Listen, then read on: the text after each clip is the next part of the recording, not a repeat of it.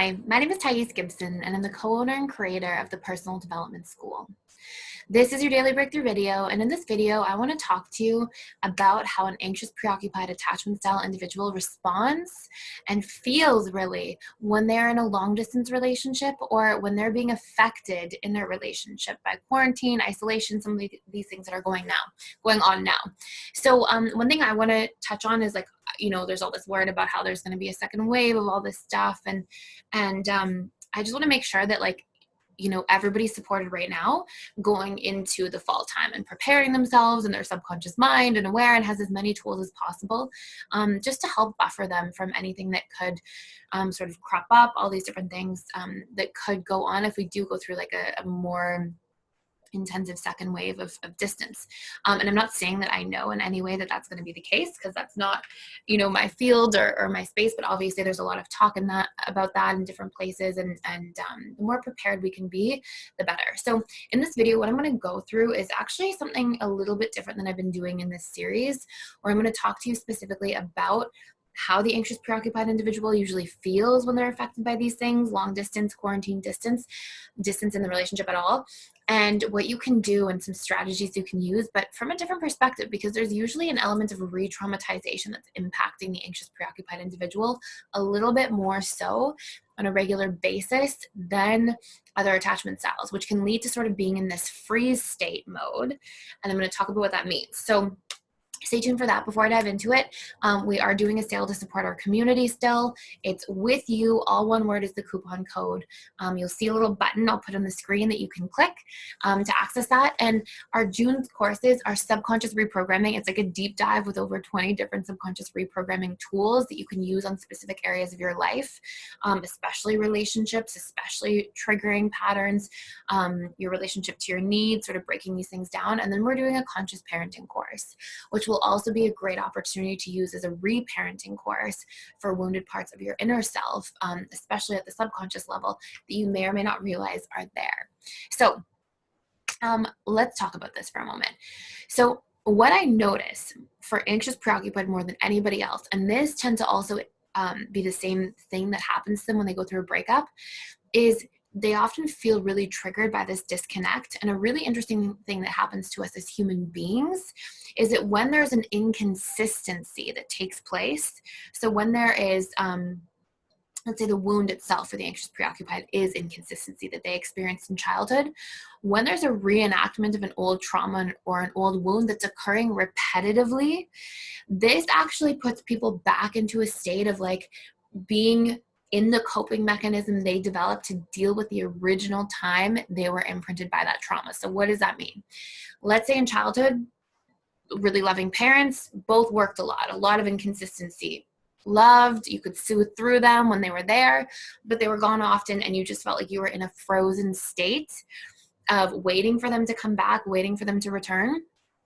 It's very common that if there's distance in your long distance relationship in your adult life, and you're trying to soothe through the other person, but there's this distance between you guys and this inconsistency of how often you see each other, you might go back into that freeze mode, right? It's one of our trauma responses: fight, flight, freeze, and fawn. If you might go back into that freeze mode when you see this experience take place, because you might have frozen as a child, not really knowing what else to do, and just feel like you're frozen waiting. And this experience can recreate itself because our brain hardwires in these automatic coping mechanisms.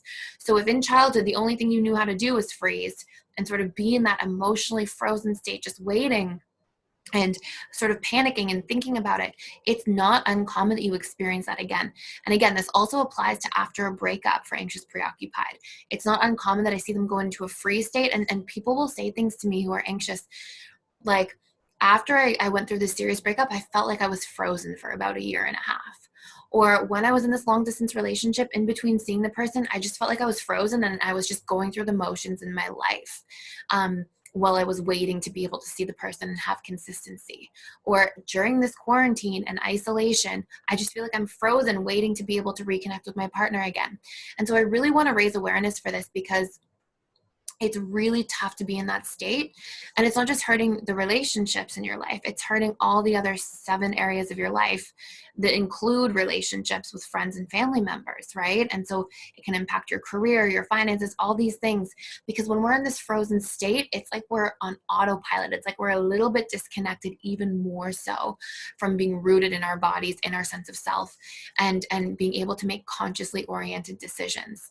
And so some symptoms you would see of this freeze mode are like feeling like you're not really fully feeling emotions outside of the trauma emotions that are linked there for you. So an example of that might be maybe you feel just constant background anxiety, a little bit of numbness over sort of overarching that, a little bit of panic, fear, missing the person, longing, these things all kind of coming together.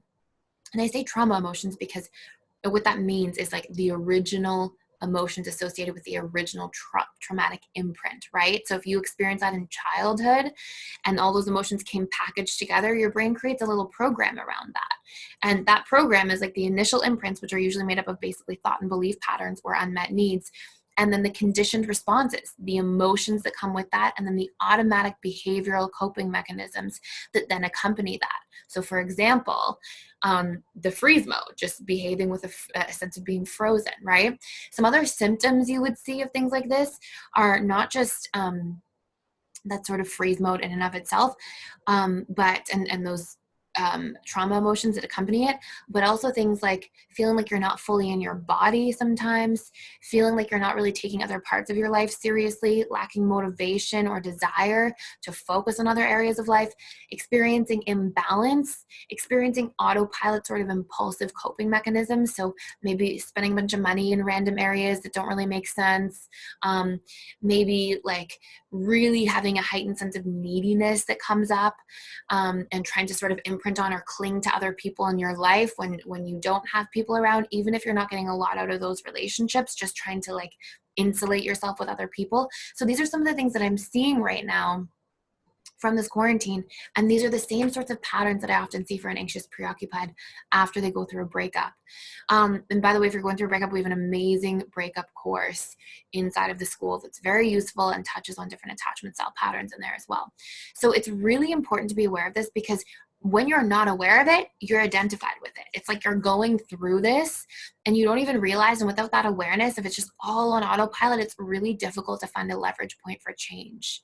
And so how do we break this cycle down? How do we start to change this? Well, one of the first things we have to do as the anxious preoccupied is you have to be able to build in a relationship to yourself and start self-soothing. And I know many anxious preoccupied don't even feel that inspired to do this, don't even really like to do this. And part of the reason for that is that they've associated at a subconscious level, because of those early childhood experiences, that, okay, I can't soothe well through through myself. I can only soothe well through others. And so their brain it makes this association. It goes, okay, others equals safety, being alone equals unsafe. And then when we say things like, oh, it's important to journal, it's important to connect your emotions, identify your feelings, express them, talk about your needs, do all these things that build in a relationship to yourself. What the subconscious mind of the anxious preoccupied individual usually does is it goes like this. It goes, that's going to take me further away from soothing from others. That's going to make me more unsafe because I have to be with myself, and myself equals unsafe. And I am unwilling to do that. And so what this leads to is the anxious preoccupied individual having the activation of deactivating strategies in the relationship to themselves. Subconscious excuses, thought patterns, sabotaging the relationship to themselves. Similarly to how fearful avoidance and dismissive avoidance can have those deactivating strategies come up with others, okay? You have that in relationship to yourself the vast majority of the time. And it's because part of you feels like it's a threat. It's a threat to your safety to have to do that and have that deep connection to yourself that way. So we have to break that down and we have to bring it back into balance, okay?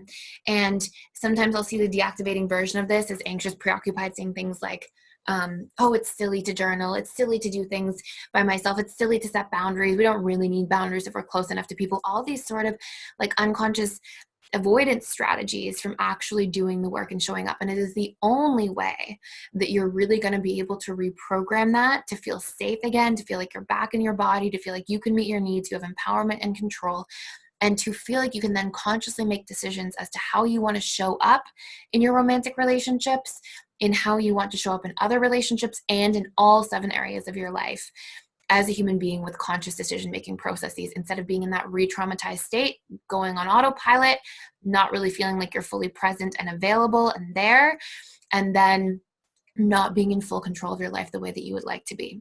So I might do a whole bunch of more information on this because I just think it's such an extremely important topic. I do have a ton of work on this, especially in the Advanced Anxious Preoccupied Attachment Style course inside of PDS. So I highly recommend diving in there if that's something that you're looking to do, or How to Heal from a Breakup talks about a lot of these things as well. But if there's anything else you want to see around this series, I just really want to make sure I'm putting this content out here, so it's helping everybody prep over the summer and feel comfortable and prepared for anything that could be coming around the corner. And yeah, that's basically everything. So let me know anything else you want to see. Thank you so much for being here. Thank you for liking, sharing, subscribing, and I will see you in the next video.